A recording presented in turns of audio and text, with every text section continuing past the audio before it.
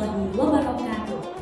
Ayuhal ikhwan wal akhwat, ismi Afada Salma Imamah, wana thalibah min Ma'hadil Jami'ah Al-Islamiyah Al-Hukumiyah di Surakarta.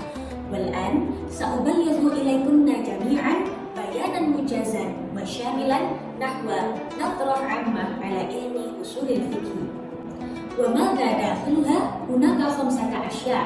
Awalan at-ta'rif, wa thaniyan muhtawal ilm, thalithan manhajiyatul ilm, rabi'an ahammiyatu hadzal ilm, wal akhir awal khamis an-nata'ij al-mutawaqqa'ah. Wal an nahtu ila nimrah al-ula at-ta'rif. Hadza ma akhadtuhu min kitab usulil fiqh bi kulliyatil muallimin al-islamiyyah. Ilmu usulil fiqh huwa al-ilmu bil qawaid allati yatawassalu biha ila istinbatil ahkam syar'iyyah min adillatiha at-tafsiliyah. Atau apa yang dimaksud dengan ilmu usulul fikih? Mari kita lihat. Ilmu usulul fikih artinya adalah ilmu yang membahas tentang kaidah-kaidah dan metode untuk menggali hukum syariat dari sumber-sumbernya. Nah, lalu apa tujuan dari ilmu usulul fikih ini? Yang pertama adalah memahami dalil dengan benar, dan yang kedua untuk menghasilkan hukum secara tepat. Oke, yang kedua adalah muhtawal ilm. Apa itu muhtawal ilm? Muhtawal ilm adalah isi dari ilmu itu sendiri. Mari kita bahas. Isi dari ilmu itu sendiri terdapat 4 hal. Yang pertama adalah sumber hukum Islam seperti Al-Quran, Sunnah, dan lain sebagainya. Yang kedua ada kaidah memahami dalil seperti halnya larangan untuk hal-hal yang haram dan perintah untuk hal-hal yang halal. Lalu yang ketiga ada bahasa dan gaya bahasa. Di sini tentunya dalam konteks bahasa Arab. Dan yang keempat ada syarat mujtahid dan proses ijtihad itu sendiri. Inilah yang akan dipelajari di dalam ilmu usulul fikih. Dan yang ketiga adalah manhajiyatul ilm. Apa itu manhajiyatul ilm? Artinya adalah cara kerja dari ilmu ini.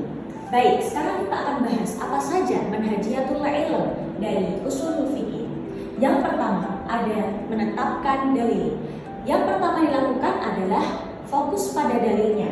Yang kedua adalah menganalisis struktur kalimatnya di dalam bahasa Arab. Lalu yang ketiga adalah menerapkan kaidah-kaidah.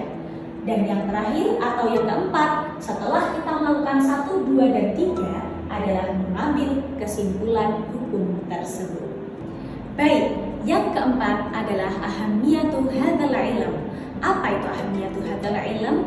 Artinya adalah signifikansi atau penting tidaknya ilmu ini. Mari kita lihat. Ilmu ini penting. Kenapa? Karena ilmu ini merupakan fondasi dari fikih Islam dan juga tanpanya hukum bisa diambil sembarangan. Maka ilmu ini juga menjaga hukum agar tetap sesuai pada dalil-dalil syariat yang ada. Dan yang terakhir atau yang kelima adalah an-nata'ij al-mutawaqqa'ah atau output hasil dari ilmu ini. Mari kita lihat. Di sini ada 2 hal outputnya secara garis besar. Apa itu? P dan S. P adalah paham cara ambil hukum, dan yang S adalah tidak salah dalam pengambilan kesimpulan. Baik kita sebagai mujtahid maupun sebagai orang awam. And that is the macro explanation of usulul fiqh. May this overview encourage us to study more about Islamic law with knowledge and responsibility. And what? I'll say thank you to you all for joining our macro explanation today. With me, Afada Salma Imamah, pardon me for all of my mistakes. Thank you. Wassalamualaikum warahmatullahi wabarakatuh.